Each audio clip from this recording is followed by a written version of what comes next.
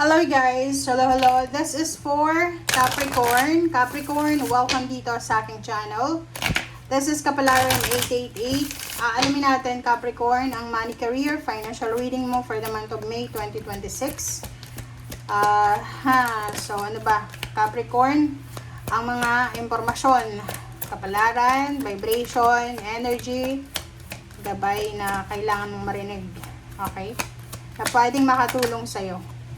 Okay, you have two cards, declutter, and have courage to ask for and accept help. Okay, ang ganda niyan. Yung first card natin dito, sinasabi ng baraha dito na siguro kung masyado ka ng like eto, may mga this month of May, kung halimbawa na sa month ng April, hindi naging maganda yung takbo ng finances mo. Yung parang may trabaho ka nga pero kinakapos ka pa rin. Or unemployed ka, hindi ka makahanap-hanap ng trabaho. So, dito sinasabi na siguro much better na mag-declutter ka muna. Ano yung declutter na to? Meron ka kasing mga ginagawang habits, financial habits, hobbies na parang ganun, na siguro masyado kang magastos. Yung, shopaholic ka ba? Na hindi mo naman kailangan, tapos basta gusto mo lang bilhin, bibilhin mo. So, kung yan yung kung yan yung mindset mo, this month of May, kailangan mo nang baguhin yan. So, as much as possible, kung may mga gamit ka dyan na hindi mo na kailangan, pwede mong ibenta yan. Pwedeng pwede mong, ibenta para bumalik yung pera na ginamit mo or ginastos mo dyan sa pagbili niyan. Another is, pwede mo siyang i-donate sa mga taong nangangailangan kung gusto mo. But yung decluttering dito, sinasabi na ngayong buwan ng Mayo, kailangan na magtipid ka. Yun yung pinaka-importante na kailangan mong gawin. Huwag kang bibili ng mga bagay, gamit na hindi mo naman kailangan. Okay. Next card natin is have courage to ask and accept help. So, halimbawa lang to So, kung may kailangan kang tulong, huwag kang mahihiya na humingi ng tulong sa mga tao, kapamilya mo man yan, or iba. Kasi, hindi naman, yung paghingi ng tulong guys, hindi yan rason, or hindi yan sign ng pagiging mababang tao.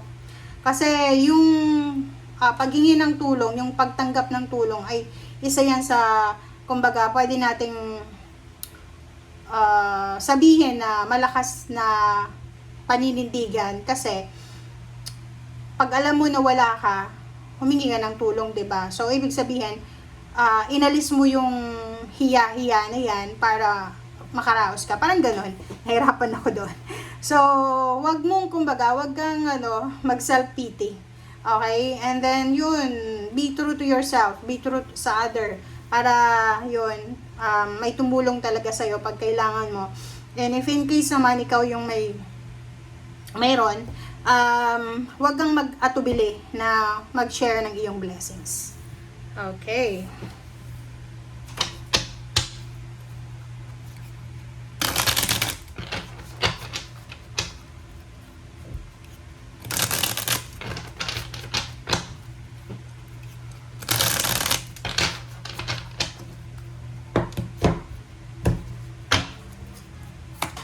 Okay, first card natin is 5 of Swords.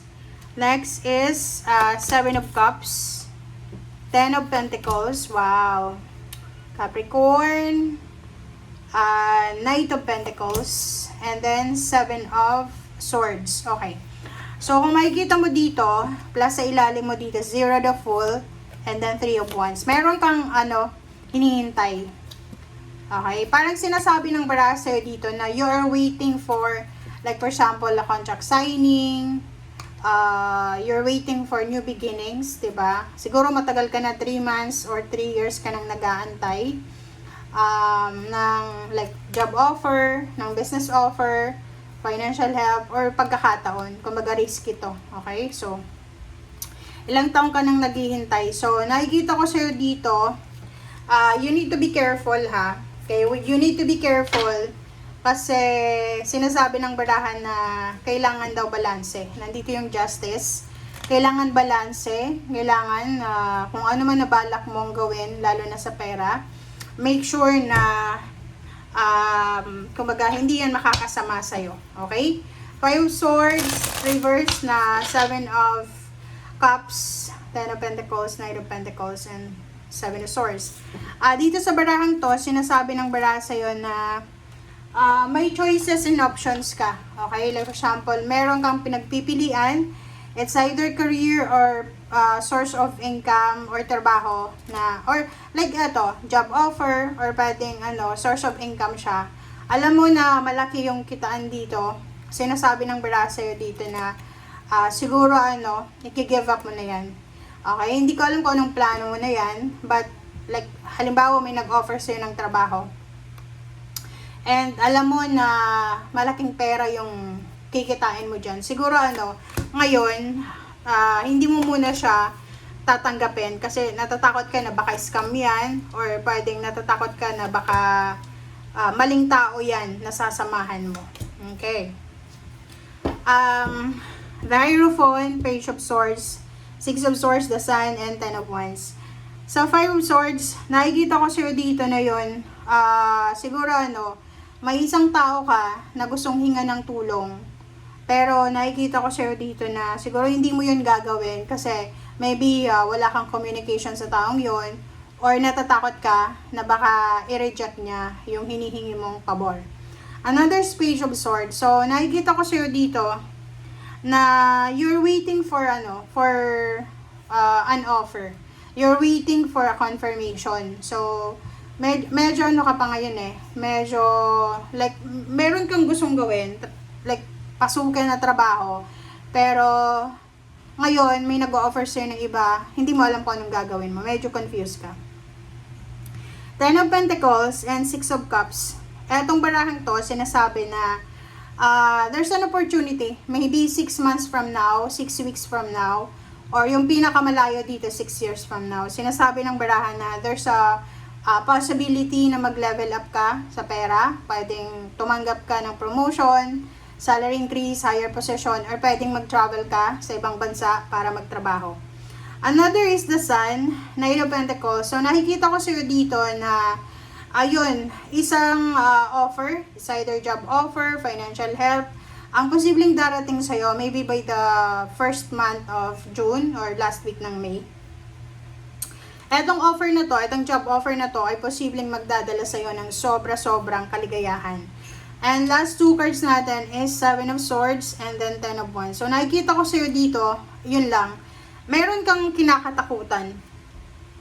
Natatakot ka. You're something like, you feel something na natatakot ka lalo doon sa mga walang trabaho ngayon, or kaka-resign nyo lang, or na-terminate kayo. Kasi natatakot ka na baka yung pag-aaral mo, yung sacrifices mo nung nag-aral ka ay posibleng mauwi lang sa wala. Parang ganun, parang iniisip mo na baka nasayang lang yung pagtitest mo ng kolehiyo ka, or baka nasayang lang yung experiences mo kasi hindi ka makapasok-pasok sa trabahong gusto mo. Okay? Thank you guys. Bye!